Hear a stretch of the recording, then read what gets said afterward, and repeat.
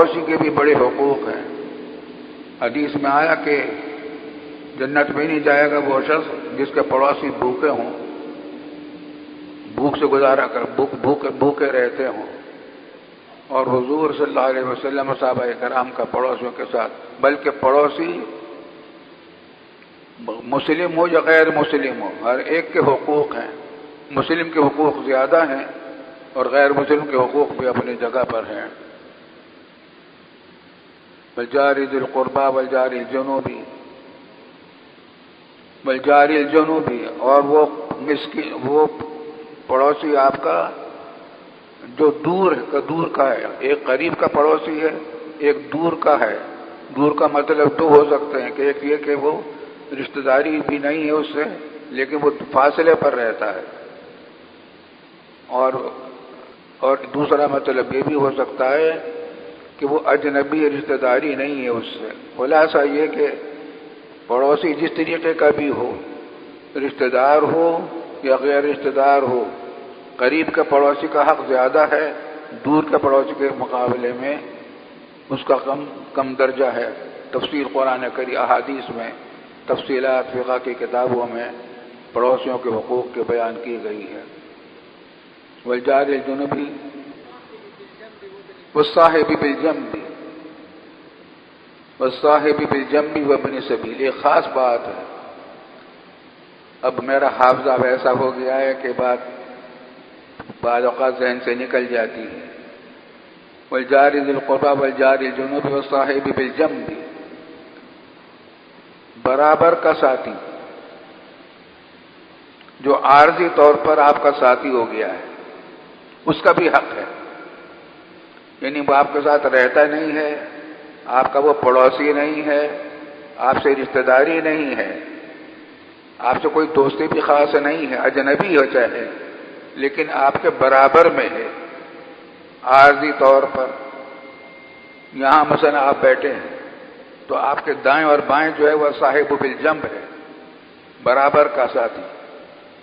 آپ بس میں جا کر بیٹھیں گے، اس بس کے سیٹ پر ایک حصے پر آپ بیٹھیں گے جا کر، دوسرے حصے پر وہ ہوگا تو وہ آپ کا صاحب بالجنب ہے۔ ریل کی سیٹوں میں، ہوائی جہاز میں آپ بیٹھے ہیں، اس کے برابر میں دوسری سیٹ پر آدمی ہے، وہ صاحب بالجنب ہے۔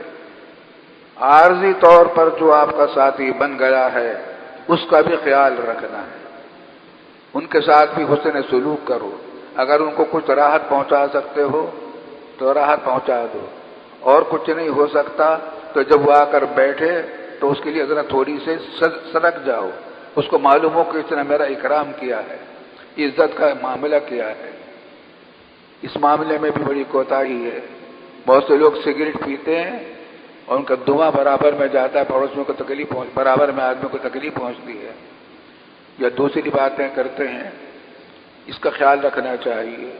والصاحب بالجنب، خلاصہ یہ ہے کہ ہر ایک کے ساتھ حسن سلوک۔ ابن السبیل، مسافر ہے، اگر کوئی مسافر ہے، آپ سے کوئی رشتہ داری نہیں ہے، مسافر ہے، اس کے ساتھ آپ جو حسن سلوک کر سکتے ہو کریں، جس حسن سلوک کی اس کو ضرورت ہو اس کو وہ ادا کریں۔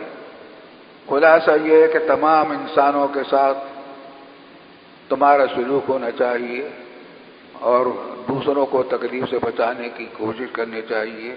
حدیث میں قرآن کریم، حدیث میں آیا، بخاری شریف کی حدیث ہے، المسلم من سلم المسلمون من لسانہ ویدہ، مسلمان وہ ہوتا ہے جس کی زبان اور ہاتھ سے دوسروں کو تکلیف نہ پہنچے، زبان سے بھی تکلیف نہ پہنچے، ہاتھ سے بھی تکلیف نہ پہنچے۔ تو جو آپ کا صاحب بالجنب ہے وہاں آپ کوئی ایسی بات نہ کریں جس سے اس کا دل دکھے، دل آزاری ہو، کوئی ایسا کام نہ کریں، کھانے میں پینے میں اس کا خیال کریں۔ اور حدیث میں آتا ہے کہ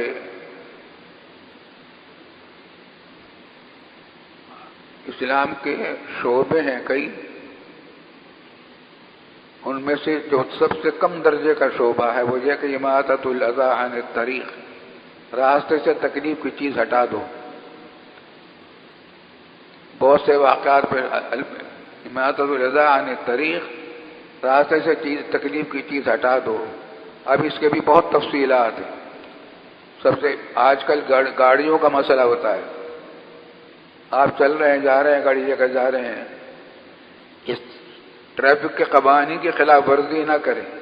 اگر ٹریفک کے خلاف قوانین کی خلاف ورزی کریں گے تو دوسرے کو تکلیف پہنچے گی، راستے سے گزرنے والوں کو تکلیف پہنچے گی.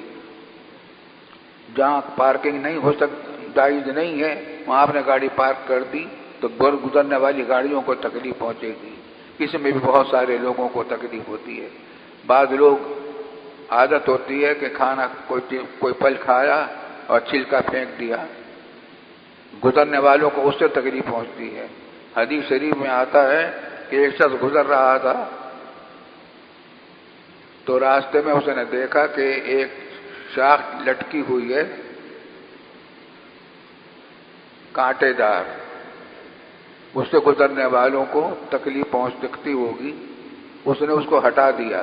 اللہ تعالیٰ نے اسی پر اس کو جنت دے دی، جنت میں پہنچا دیا. خلاصہ یہ کہ اللہ تعالیٰ کو اپنی مخلوق سے محبت ہے. اس کی مخلوق کے ساتھ جو آدمی میں بھی محبت کرے گا اللہ تعالیٰ اس کو اپنا محبوب بنا لیتے ہیں. ایک خاتون کی بخشش ہوئی، اللہ اکبر. حدیث میں آتا ہے کہ خاتون تھی اور اس کا پیشہ بھی خراب تھا. اس نے ایک کتے کو دیکھا کہ وہ پیاسا جنگل میں تھی. تھوڑی دیر پہلے اس کو پیاس لگی تو کنویں میں نیچے اتر کر اس نے اپنا پانی پی لیا تھا. اب اس نے دیکھا کہ کتا یہ جو اوپر پھر رہا ہے وہ زمین کو چاٹ رہا ہے. وہاں پانی جو پڑا تھا گیلی تھی وہ زمین، اس کو چاٹ رہا تھا پیاس کی وجہ سے. اس کو رحم آیا اور اس نے اپنا جراب نکال کر، چمڑے کی جراب ہوگی، کنویں میں پھینکی اور اس میں جو پانی آیا اس کو پلایا. اللہ تعالیٰ نے اس کی بخشش کر دی. کتے کے ساتھ معاملہ کیا. تو اللہ تعالیٰ کو اپنے مخلوق سے بہت محبت ہے. جانور کو استعمال کرنے میں بھی ہدایات ہیں. مثلا جانور پر آپ سوار ہیں، گھوڑے پر سوار ہیں، اونٹ پر سوار ہیں، تو دو آدمی ہیں ان کو بات چیت کرنی ہے تو گھوڑے پر سوار ہو کر باتیں نہ کریں، بیکار کا وقت ضائع ہو، محنت اس کی ہوگی، تھکے گا. نیچے اتر کر بات کریں، لمبی اگر بات کرنی ہے. خلاصہ یہ ہے کہ اللہ رب العالمین کے مخلوق کے ساتھ آپ جتنا حوصلے سلوک کر سکتے ہیں کریں. اس میں کافر اور غیر کافر کا بھی فرق نہیں ہے. مسافر ہو یا پڑوسی ہو، کافر ہو، اس کے بھی حقوق ہیں. خاص طور سے یاد رکھیے کافروں کے بھی کئی قسمیں ہیں. ایک کافر تو وہ ہیں جو ہمارے ملک میں رہتے ہیں، ان کے شہری حقوق تقریباً ویسے ہی ہیں جیسے تمام مسلمانوں کے حقوق ہیں، ذمی کہلاتے ہیں. ایک قسم کافروں کی وہ ہے جو قانونی اجازت لے کر ہمارے ملک میں آئے ہیں، وہ مستأمن کہلاتے ہیں. ان کے بھی وہی حقوق ہیں جو پاکستان کے باقی شہریوں کے حقوق ہیں، مسلمانوں کے حقوق ہیں.